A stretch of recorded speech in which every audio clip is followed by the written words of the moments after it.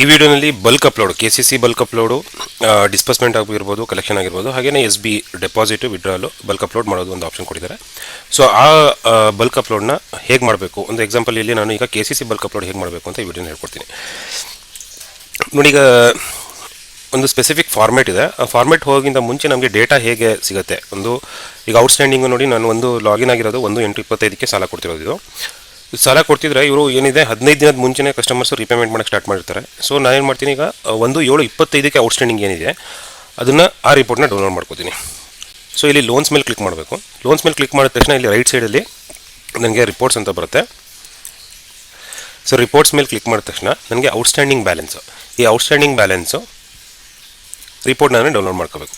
So KCC ತೊಗೋತಾ ಇದ್ದೀನಿ without interest.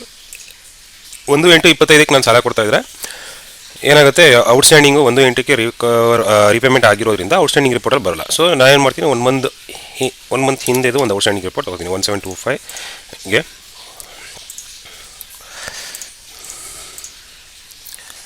So ಇಲ್ಲಿ sort by loan ನಂಬರ್ನ ಸೆಲೆಕ್ಟ್ ಮಾಡಿಕೊಂಡು ವ್ಯೂ ಮಾಡಿದ್ರೆ ನಮಗೆ ಎಲ್ಲ ಔಟ್ಸ್ಟ್ಯಾಂಡಿಂಗ್ ರಿಪೋರ್ಟು ಇಲ್ಲಿ ತೋರಿಸುತ್ತೆ. ಈಗ ನನಗೆ ಬೇಕಾಗಿರೋದು ಎಕ್ಸೆಲ್ಲು. ಸೊ ಎಕ್ಸೆಲ್ ಮೇಲೆ ಕ್ಲಿಕ್ ಮಾಡ್ಕೊತೀನಿ. ಇಲ್ಲೇನು ಚೇಂಜಸ್ ಮಾಡಲ್ಲ, ಜಸ್ಟ್ ಪ್ರಿಂಟ್ ಮೇಲೆ ಕ್ಲಿಕ್ ಮಾಡ್ತೀನಿ. ಸೊ ಒಂದು ಎಕ್ಸೆಲ್ಲು ನನಗೆ ಡೌನ್ಲೋಡ್ ಆಗುತ್ತೆ. ಇದೇನು ಎಕ್ಸೆಲ್ ಡೌನ್ಲೋಡ್ ಆಗಿದೆ, ಈ ಔಟ್ಸ್ಟ್ಯಾಂಡಿಂಗ್ ಬ್ಯಾಲೆನ್ಸ್ ಆಗಿದೆ. ಇದು ಔಟ್ಸ್ಟ್ಯಾಂಡಿಂಗ್ ಬ್ಯಾಲೆನ್ಸ್ ಯಾವುದಕ್ಕಿದೆ, 1/7/25ವರೆಗೆ. ಸೊ ಅಂದರೆ ಯಾರು ಡಿಮ್ಯಾಂಡಿಗೆ ಬಂದಿದ್ದಾರೆ ಸೊ ಆ ಕಸ್ಟಮರ್ಸ್ ಎಲ್ಲ ಇಲ್ಲಿರ್ತಾರೆ. ಸೊ ನಾನು ಇಲ್ಲಿ ಏನು ಮಾಡಬೇಕು, ನನಗೆ ಇದು ಏನಕ್ಕೆ ಈಸಿ ಅಂತ ಅಂದರೆ ನೋಡಿ, ನಾನು ಇಲ್ಲಿ ಫಿಲ್ಟರ್ ಮಾಡ್ಕೋಬೋದು. ಯಾರ್ದು ಡಿಮ್ಯಾಂಡ್ ಇದೆ ಅದ್ರ ಬೇಸ್ ಮೇಲೆ ನಾನು ಫಿಲ್ಟರ್ ಮಾಡಿಕೊಂಡು ಬೇಸ್ಡ್ ಆನ್ ಡೇಟ್ ನಾನು ಫಿಲ್ಟರ್ ಮಾಡಿಕೊಂಡ್ರೆ ನನ್ನ ಕಸ್ಟಮರ್ನ ರೆಕಗ್ನೈಸ್ ಮಾಡೋಕ್ಕೆ ಈಸಿ ಆಗುತ್ತೆ. ಇಲ್ಲಾಂದರೆ ಜಸ್ಟ್ ನೀವು ಕಲರಿಂಗ್ ಬೇಸಿಸಲ್ಲಿ ಯಾವ ಕಸ್ಟಮರ್ಗೆ ನಾವು ಸಾಲ ಕೊಡ್ತಾ ಇದ್ದೀವಿ ಅದನ್ನು ನಾವು ಕಲರ್ ಮಾಡಿಕೊಂಡು ಇಷ್ಟು ಡೇಟಾನ ನಾವು ಸೇವ್ ಮಾಡ್ಕೋಬೋದು. ಇದಾದ ನಂತರ ನಾವು ಏನು ಮಾಡಬೇಕು, ಇದು ಟೋಟಲ್ ಔಟ್ಸ್ಟ್ಯಾಂಡಿಂಗ್ ರಿಪೋರ್ಟ್ ನಮ್ಮದು. ಇದರಲ್ಲಿ ನೋಡಿ ಏನಕ್ಕೆ ಅಂತ ಹೇಳ್ತೀನಿ. ಸೊ ಈಗ ನಾವು CO ಲಾಗಿನಲ್ಲಿ ನಮಗೆ ರಿಪೋರ್ಟ್ ಸಿಗುತ್ತೆ. ಅದು ಆ ರಿಪೋರ್ಟ್ನ ಡೌನ್ಲೋಡ್ ಮಾಡ್ಕೊಳ್ಳೋದು. ಡೌನ್ಲೋಡ್ ಮಾಡಿಕೊಂಡು ನಾವು ಕ್ಲರ್ಕ್ ID ಮಾತ್ರ ನಾವು ಬಲ್ಕ್ ಅಪ್ಲೋಡ್ ಆಪ್ಷನ್ ಇರೋದು. ಸೊ ಬಲ್ಕ್ ಅಪ್ಲೋಡ್ ಮಾಡೋದಕ್ಕೆ ನಾವು ಕ್ಲರ್ಕ್ ID ಲಾಗಿನ್ ಆಗೋಣ. ಲಾಗಿನ್ ಆದ ನಂತರ ನೋಡಿ ಈ ಥರ ಒಂದು ಡ್ಯಾಶ್ಬೋರ್ಡ್ ಇದೆ. ಇಲ್ಲಿ ಲೋನ್ಸ್ ಮೇಲೆ ಕ್ಲಿಕ್ ಮಾಡಬೇಕು. ಲೋನ್ಸ್ ಮೇಲೆ ಕ್ಲಿಕ್ ಮಾಡಿದ್ರೆ ನನಗೆ ನೆಕ್ಸ್ಟು ಈ ಸ್ಕ್ರೀನ್ ಬರುತ್ತೆ. ಈ ಸ್ಕ್ರೀನಲ್ಲಿ ಈಗ ನಾನು ಏನು ಮಾಡ್ತೀನಿ ನೋಡಿ, ಲೆಫ್ಟ್ ಸೈಡಲ್ಲಿ ಇಲ್ಲಿ ಯಾವುದು ಮಾಡ್ಯೂಲ್ಸು ಟಚ್ ಮಾಡೋಂಗಿಲ್ಲ ಬಲ್ಕ್ ಅಪ್ಲೋಡ್ಗೆ. ಇಲ್ಲಿ ERP ಬಲ್ಕ್ ಅಪ್ಲೋಡ್ ಅಂತ ಒಂದು ಆಪ್ಷನ್ ಇದೆ ಲೆಫ್ಟ್ ಸೈಡಲ್ಲಿ. ಈ ERP ಬಲ್ಕ್ ಅಪ್ಲೋಡ್ ಮೇಲೆ ಕ್ಲಿಕ್ ಮಾಡಿದ್ರೆ ನನಗೆ ಈ ಥರ ಒಂದು ಇಂಟರ್ಫೇಸ್ ಸಿಗುತ್ತೆ. ಒಂದು ಫಾರ್ಮೇಟು ನಿಮ್ಮ ಹತ್ರ ಆಲ್ರೆಡಿ ಇರುತ್ತೆ. ಇಲ್ಲ ಅಂತ ಅಂದ್ರೆ ನಾವು ಡೌನ್ಲೋಡ್ ಸ್ಟ್ಯಾಂಡರ್ಡ್ ಟೆಂಪ್ಲೇಟಿಂದ ನಾವು ಡೌನ್ಲೋಡ್ ಮಾಡ್ಕೋಬೋದು. ಡೌನ್ಲೋಡ್ ಮಾಡಿಕೊಂಡ್ರೆ ಈ ಥರ ಒಂದು ಜಿಪ್ ಫೈಲ್ ಡೌನ್ಲೋಡ್ ಆಗುತ್ತೆ. ಇದರಲ್ಲಿ ಎಲ್ಲ ಸ್ಟ್ಯಾಂಡರ್ಡ್ ಫಾರ್ಮೆಟ್ಸ್ ಅಂದರೆ ಕಲೆಕ್ಷನ್ ಆಫ್ ಬಲ್ಕ್ ಅಪ್ಲೋಡ್ ಆಗಿರ್ಬೋದು, disbursement of KCC, SB deposit, SB ವಿಡ್ರಾಲು, ಈ 4 ಪ್ರಾಡಕ್ಟ್ಸು ನಮಗೆ ತೋರಿಸಿದ್ದಾರೆ. ನಮಗೆ ಬೇಕಾಗಿರೋದು ಡಿಸ್ಬರ್ಸ್ಮೆಂಟು. ಸೊ ನಾನು ಏನು ಮಾಡ್ತಿರೋದು ಡಿಸ್ಬರ್ಸ್ಮೆಂಟ್ ಫಾರ್ಮೆಟಲ್ಲಿ ಏನೇನು ಕೇಳಿದರೆ ನೋಡಿ, ಒಂದು ಸೀರಿಯಲ್ ನಂಬರ್ ಇದೆ, admission number, loan number, member number ಈ ಥರ ಇದೆ. ಸೊ ಈ ಮಾಹಿತಿ ನನಗೆ ಎಲ್ಲಿ ಸಿಗುತ್ತೆ, ನಾನು ಏನು CO ಲಾಗಿನಲ್ಲಿ ಔಟ್ಸ್ಟ್ಯಾಂಡಿಂಗ್ ರಿಪೋರ್ಟ್ ಡೌನ್ಲೋಡ್ ಮಾಡಿಕೊಂಡು ಇದರಲ್ಲಿ ನೋಡಿ ಪೂರ್ತಿ ಮಾಹಿತಿ ಇರುತ್ತೆ. ಸೊ ನಾನು ಏನು ಮಾಡ್ತೀನಿ, ಇದರಲ್ಲಿ ಅಡ್ಮಿಷನ್ ನಂಬರ್ ಬೇಕು ನನಗೆ, ಅಡ್ಮಿಷನ್ ನಂಬರ್, ಲೋನ್ ನಂಬರ್ ಬೇಕು. ಸೊ ಇದೆರಡನ್ನೂ ನಾನು ಜಸ್ಟ್ ಕಾಪಿ ಈ ಫಾರ್ಮೆಟ್ಗೆ ಪೇಸ್ಟ್ ಮಾಡ್ಕೋತೀನಿ. ಸೊ ಮೆಂಬರ್ ನೇಮ್ ಕೇಳಿದರೆ ನೆಕ್ಸ್ಟು ಮೆಂಬರ್ ನೇಮ್ ಕೂಡ ಇದರಲ್ಲೇ ಇರುತ್ತೆ. ಅದನ್ನು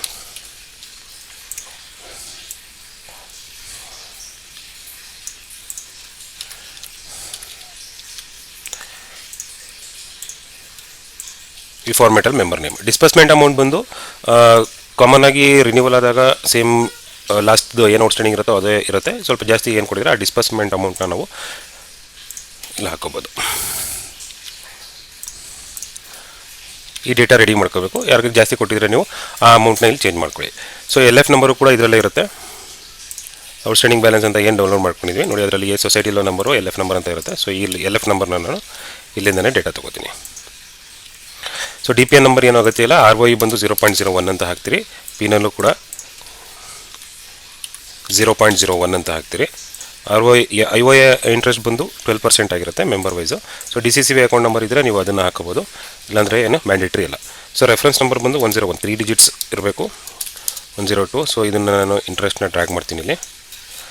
ಸೊ ಹಾಗೆಯೇ ಇದು 102, 103 ಅಂತ ಹೇಳ್ಬಿಟ್ಟು ನಾನು ಟ್ರ್ಯಾಕ್ ಮಾಡ್ತೀನಿ. ಈಗ ನಾನು ಎಕ್ಸಾಂಪಲ್ಗೆ ಇಲ್ಲಿ ನಾನು ಆಲ್ರೆಡಿ ಒಂದು ಡೇಟಾನ ರೆಡಿ ಮಾಡ್ಕೊಂಡಿದ್ದೀನಿ. ಹೇಗೆ ರೆಡಿ ಮಾಡ್ಕೋಬೇಕು ಅಂತ ನಾನು ಇದರಲ್ಲಿ ಹೇಳ್ಕೊಡಿ. ಈ ಥರ ನೀವು ಎಕ್ಸೆಲ್ ರೆಡಿ ಮಾಡ್ಕೊಂಡ್ಮೇಲೆ ನೋಡಿ,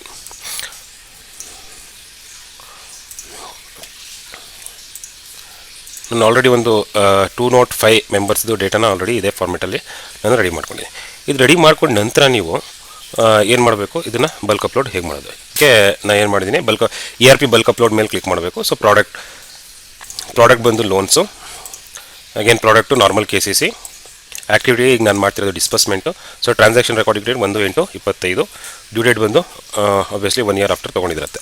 ಸೊ ವೋಚರ್ ಬಂದು ನಾನು ಕ್ಯಾಶ್ ಟ್ರಾನ್ಸ್ಫರ್, ಕ್ಯಾಶ್ ಆದರೆ ಕ್ಯಾಶರು, ಇಲ್ಲಿ ನಾನು ಮಾಡ್ತಿರೋ ಟ್ರಾನ್ಸ್ಫರಲ್ಲಿ ಅಕೌಂಟ್ ಟೈಪು ಡೈರೆಕ್ಟ್ ಬಾರೋಯಿಂಗ್ ಅಂದರೆ ಡಿಸ್ಬರ್ಸ್ಮೆಂಟು ಅದನ್ನು ಮಾಡಬೇಡಿ, ಲೆಡ್ಜರಿಂದ ಮಾಡಿ. ಅಂದರೆ ಕರೆಂಟ್ ಅಕೌಂಟಿಂದ ನಾವು ಡಿಸ್ಬರ್ಸ್ಮೆಂಟ್ ಕೊಡ್ತಿರೋದ್ರಿಂದ ಸೊ ನಾನು ಲೆಡ್ಜರ್ ಅಂತ ಸೆಲೆಕ್ಟ್ ಮಾಡ್ಕೊತೀನಿ. ಲೆಡ್ಜರ್ ಅಂತ ಸೆಲೆಕ್ಟ್ ಮಾಡ್ಕೊಂಡು ಯಾವ ಲೆಡ್ಜರ್ ಅಂತ ಕೇಳ್ತಾ ಇದೆ. ಸೊ ಕರೆಂಟ್ ಅಕೌಂಟ್ನ ಸೆಲೆಕ್ಟ್ ಮಾಡ್ಕೊತೀನಿ. ನರೇಶನು ಏನು ಮಾಡ್ತಿದ್ದೀನಿ ಅಂದರೆ KCC loan release 205 members browse ಮಾಡ್ತೀನಿ. ಫೈಲು ಬ್ರೌಸ್ ಮೇಲೆ ಕ್ಲಿಕ್ ಮಾಡಿ ನಾವು ಏನು ಡೇಟಾ ನಾವು ರೆಡಿ ಮಾಡ್ಕೊಂಡಿರ್ತೀವೋ ಅದನ್ನು ಆ ಫೈಲ್ನ ಸೆಲೆಕ್ಟ್ ಮಾಡಿ ಓಪನ್ ಮಾಡಿದ್ರೆ ನೋಡಿ 205 ಮೆಂಬರ್ಸ್ ನಾನು ಇಲ್ಲಿ ಸೆಲೆಕ್ಟ್ ಮಾಡ್ಕೊಂಡಿದ್ದೆ. ಟೋಟಲ್ 205 ಮೆಂಬರ್ಸು ಡೀಟೇಲ್ಸ್ ಇಲ್ಲಿ ಬರುತ್ತೆ. ಸೊ ಇದಾದ ನಂತರ ಜಸ್ಟ್ ಸಬ್ಮಿಟ್ ಮೇಲೆ ಕ್ಲಿಕ್ ಮಾಡೋದು. ಇದರ ಸಮ್ ಪೆಂಡಿಂಗ್ ವೋಚರ್ಸ್. ಇದೊಂದು ನೋಡಿ ಕಂಡೀಷನ್ ಇದೆ, ಪೆಂಡಿಂಗ್ ವೋಚರ್ಸ್ ಯಾವುದೇ ರೀತಿ ಇರಬಾರ್ದು ನಾವು ಅಪ್ಲೋಡ್ ಮಾಡೋಕ್ಕಿಂತ ಮುಂಚೆ. ಸೊ ಆ ದಿನದ ನಾವು ಪೆಂಡಿಂಗ್ ವೋಚರ್ಸ್ನ ಫಸ್ಟ್ ಕ್ಲಿಯರ್ ಮಾಡ್ಕೊಳ್ಳೋಣ, ಅದಾದಮೇಲೆ ಅಪ್ಲೋಡ್ ಮಾಡೋಣ. ಓಕೆ, ಫ್ಯೂಚರ್ ಡೇಟಲ್ಲಿ ಸ್ವಲ್ಪ ವೋಚರ್ಸ್ ಕ್ರಿಯೇಟ್ ಮಾಡಿದ್ರು, ವೆರಿಫೈ ಮಾಡಿರಲಿಲ್ಲ. ಸೊ ಅದಕ್ಕೋಸ್ಕರ ಅದು ನಮಗೆ ಪ್ರೋಸೆಸ್ ಆಗಲಿಲ್ಲ. ಸೊ ಈಗ ಅದೆಲ್ಲ ಕ್ಲಿಯರ್ ಆಗಿದೆ. ಸೊ ಮತ್ತೊಂದ್ಸಲಿ ಟ್ರೈ ಮಾಡೋಣ. ERP ಬಲ್ಕ್ ಅಪ್ಲೋಡ್ ಮೇಲೆ ಕ್ಲಿಕ್ ಮಾಡ್ತೀನಿ. ಅದಾದ ನಂತರ ಪ್ರಾಡಕ್ಟ್ ಟೈಪ್ ಡೀಟೇಲ್ಸ್ ಬಂದು loans, normal KCC product, activity ಬಂದು ಡಿಸ್ಬರ್ಸ್ಮೆಂಟು. ಸೊ ಟ್ರಾನ್ಸಾಕ್ಷನ್ ರೆಕಾರ್ಡಿಂಗ್ ಡೇಟ್ ನಾವು ಲಾಗಿನ್ ಆಗಿರೋ ದಿನಾಂಕ. ಸೊ ಟ್ರಾನ್ಸ್ಫರ್ ತೊಗೋತೀನಿ, ಲೆಡ್ಜರಿಂದ ಟ್ರಾನ್ಸ್ಫರ್ ಮಾಡ್ತಾ ಇದ್ದೀನಿ. ಯಾವ ಲೆಡ್ಜರ್ ಅಂತ ಅಂದರೆ ಕರೆಂಟ್ ಅಕೌಂಟಿಂದ ಅಂತ ಕರೆಂಟ್ ಅಕೌಂಟ್ನ ಲೆಡ್ಜರ್ನ ಸೆಲೆಕ್ಟ್ ಮಾಡ್ಕೋತೀನಿ. ಸೊ ನರೇಷನಲ್ಲಿ KCC 205 ಮೆಂಬರ್ಸ್ ನರೇಷನಲ್ಲಿ ಹಾಕ್ತೀನಿ, ಬ್ರೌಸ್ ಮಾಡಿ. ಸೊ ಡಿಸ್ಬರ್ಸ್ಮೆಂಟು ಡೀಟೇಲ್ಸ್ ನಾವೇನು ರೆಡಿ ಮಾಡ್ಕೊಂಡಿದ್ವಿ ಅದನ್ನು ನಾವು ಹಾಕ್ಕೊಂಡು 205 ಮೆಂಬರ್ಸು ಟೋಟಲ್ ರೆಕಾರ್ಡ್ಸು ಇಲ್ಲಿ ಬಂದಿದೆ. ಇದು ಬಂದ ನಂತರ ನಾವು ಏನು ಮಾಡಬೇಕು, ಜಸ್ಟ್ ಎಲ್ಲ ರೆಕಾರ್ಡ್ ಸರಿ ಇದೆಯಾ, ಎಲ್ಲರದ್ದು ಹೆಸರು, ಟೋಟಲ್ ಅಮೌಂಟ್ ಸರಿಗೆ ಮ್ಯಾಚ್ ಆಗಿದೆಯಾ ಅಂತ ನೋಡಿಕೊಂಡು ಜಸ್ಟ್ ಸಬ್ಮಿಟ್ ಮೇಲೆ ಕ್ಲಿಕ್ ಮಾಡಬೇಕು. ಸಬ್ಮಿಟ್ ಇದಾದಮೇಲೆ ಫೈಲ್ ಅಪ್ಲೋಡೆಡ್ ಸಕ್ಸಸ್ಫುಲಿ. ಇದು ಡೈರೆಕ್ಟ್ ಏನಾಗುತ್ತೆ ಪೋಸ್ಟ್ ಆಗುವಂಥದ್ದು. ನೀವು ಇದನ್ನು ಕನ್ಫರ್ಮ್ ಮಾಡ್ಕೋಬೇಕು ಅಂತಂದರೆ so there is no voucher pending. ಹಾಗಂದರೆ ಏನರ್ಥ, ನಾವು ಬಲ್ಕ್ ಅಪ್ಲೋಡ್ ಮಾಡ್ಬೇಕಾದ್ರೆ ನೋಡಿ ವೆರಿಫೈ ನೀವು ಬಲ್ಕ್ ಅಪ್ಲೋಡ್ ಮಾಡೋಕ್ಕಿಂತ ಮುಂಚೆ ಎಕ್ಸೆಲಲ್ಲೇ ಕ್ಲೀನಾಗಿ ವೆರಿಫೈ ಮಾಡ್ಕೋಬೇಕು. ಪೆಂಡಿಂಗ್ ವೋಚರ್ ಇಲ್ಲ ಅಂತ ಅಂದರೆ ಏನರ್ಥ, ಇದು ಆಲ್ರೆಡಿ ಪೋಸ್ಟ್ ಆಗೋಗಿದೆ ಅಂತ, ಡೈರೆಕ್ಟಾಗಿ ನಾವು ಪೋಸ್ಟ್ ಆಗೋಗಿದೆ ಅಂತ. ಜಸ್ಟ್ CEO ಲಾಗಿನ್ ಆಗೋಣ. ಲಾಗಿನ್ ಆಗಿಬಿಟ್ಟು ನಾವು ಯಾವ ದಿನ ಟ್ರಾನ್ಸಾಕ್ಷನ್ ನಾವು ಮಾಡಿದ್ವಿ ಆ ದಿನಕ್ಕೆ ಲಾಗಿನ್ ಆಗಿ ಟ್ರಾನ್ಸಾಕ್ಷನ್ ಕಂಪ್ಲೀಟ್ ಆಗಿದೆ ಅಂತ ನೋಡೋಣ. ಸೊ ಕಂಪ್ಲೀಟ್ ಆಗಿರುತ್ತೆ. ಸೊ ಪೋಸ್ಟಿಂಗ್ ಬರೋಲ್ಲ. ಯಾವುದೇ ಪ್ರತಿಯೊಂದು ವೋಚರ್ ಕ್ರಿಯೇಟ್ ಮಾಡಬೇಕಾದ್ರೆ ನಾವು ಏನಾಗುತ್ತೆ, ಆ ಪೆಂಡಿಂಗ್ ವೋಚರಲ್ಲಿದ್ದು ನಾವು ಪೋಸ್ಟ್ ಮಾಡಬೇಕಾಗುತ್ತೆ. ಆದರೆ ಬಲ್ಕ್ ಅಪ್ಲೋಡ್ ಮಾಡಿದಾಗ ಏನು ಫೀಚರ್ ಇದೆ, ಡೈರೆಕ್ಟಾಗಿ ಪೋಸ್ಟ್ ಆಗುತ್ತೆ. ಸೊ ಡೈರೆಕ್ಟಾಗಿ ಪೋಸ್ಟ್ ಆಗೋದ್ರಿಂದ ನೀವು ಬಹಳ ಕೇರ್ಫುಲ್ಲಾಗಿ ಎಕ್ಸೆಲ್ ಅಪ್ಲೋಡ್ ಮಾಡಬೇಕು. ಅದಾದಮೇಲೆ ನೋಡಿ ಡೇ ಬುಕ್ಕಲ್ಲಿ ನೋಡೋಣ ನಾವು KCC ಲೋನ್ ರಿಲೀಸ್ 205 ಮೆಂಬರ್ಸ್ದು ಆಗಿದೆಯಾ ಅಂತ. ನೋಡಿ KCC ಲೋನು ರಿಲೀಸ್ ಆಗಿದೆ, ಟೋಟಲ್ ನಮ್ಮದು ಎಲ್ಲ ಮೆಂಬರ್ಸ್ದು ಡೇ ಬುಕ್ಕಲ್ಲಿ ಬಂದಿದೆ. ಸೊ ಡೈರೆಕ್ಟ್ ಪೋಸ್ಟ್ ಆಗೋದ್ರಿಂದ ನೀವು ಇದು ಎಕ್ಸೆಲಲ್ಲೇ ಕೇರ್ಫುಲ್ಲಾಗಿ ಕ್ರಾಸ್ ವೆರಿಫೈ ಮಾಡಿಕೊಂಡು ಅದಾದ ನಂತರ ನೀವು ಮುಂದುವರಿಬೇಕಾಗುತ್ತೆ.